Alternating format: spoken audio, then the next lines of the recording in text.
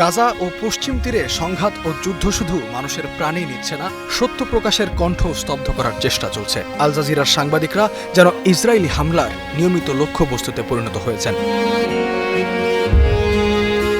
গাজার আল শিফা হাসপাতালের কাছে তাঁবুতে আশ্রয় নেয়া আল জাজিরার ৫ সাংবাদিককে লক্ষ্য করে চালানো ইসরায়েলি হামলা বর্ণনাতীত এক বিভীষিকা। ইসরায়েলি সেনাবাহিনী হামলার দায় স্বীকার করে দাবি করেছেন আনাস আল শরীফ হামাসের সদস্য ছিলেন, কিন্তু আন্তর্জাতিক গণমাধ্যম পর্যবেক্ষকরা বলছেন এই অভিযোগের পক্ষে কোনো প্রমাণ উপস্থাপন করা হয়নি। রিপোর্টার্স উইদাউট বর্ডার্স, RSF থেকে শুরু করে অ্যামনেস্টি ইন্টারন্যাশনাল পর্যন্ত সবাই বলছে এটি ছিল সুপরিকল্পিত হত্যাকাণ্ড। সাংবাদিকদের ইসরায়েলের টার্গেটের ঘটনা এটিই প্রথম নয়। গত বছর গাজায় গাড়ির ভেতরে বসা অবস্থায় বিমান হামলায় নিহত হন আল জাজিরার সাংবাদিক ইসমাইল আল গুল। একই হামলায় প্রাণ হারান ক্যামেরাম্যান রামি আল রিফি এবং সাইকেল চালানো এক শিশু।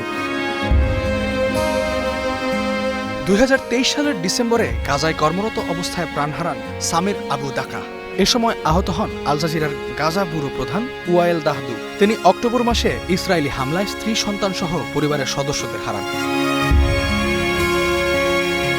শুধু গাজায় নয়, পশ্চিম তীরেও টার্গেট করা হয় সাংবাদিকদের। রামাল্লায় আল জাজিরার অফিসে ইসরায়েল রেইড দেয়, সম্প্রচার স্থগিত ও লাইসেন্স বাতিল করে। এছাড়া ইসরায়েল ও পশ্চিম তীরে আল জাজিরাকে নিষিদ্ধ করা হয়। সাংবাদিকদের তলব, জিজ্ঞাসাবাদ, এমনকি অনির্দিষ্টকালের জন্য আটক রাখার ঘটনাও ঘটায় ইসরায়েলি বাহিনী।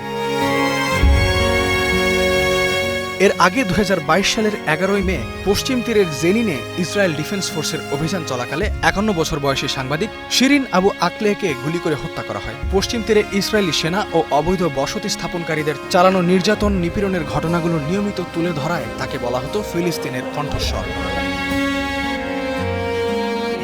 গাজায় এ পর্যন্ত প্রায় ২৭০ জন সংবাদকর্মীকে হত্যা করেছে ইসরায়েল। কমিটি টু প্রোটেক্ট জার্নালিস্টদের হিসাবে সংখ্যাটি ১৮৬। এর মধ্যে আল জাজিরা স্টাফ ১০ জনের বেশি। ফিলিস্তিনিদের কণ্ঠ হিসেবে জোরালো ভূমিকা রাখায় অনেকদিন ধরেই ইসরায়েলের চক্ষু শুল হয়ে আছে কাতার ভিত্তিক সংবাদ মাধ্যমটি।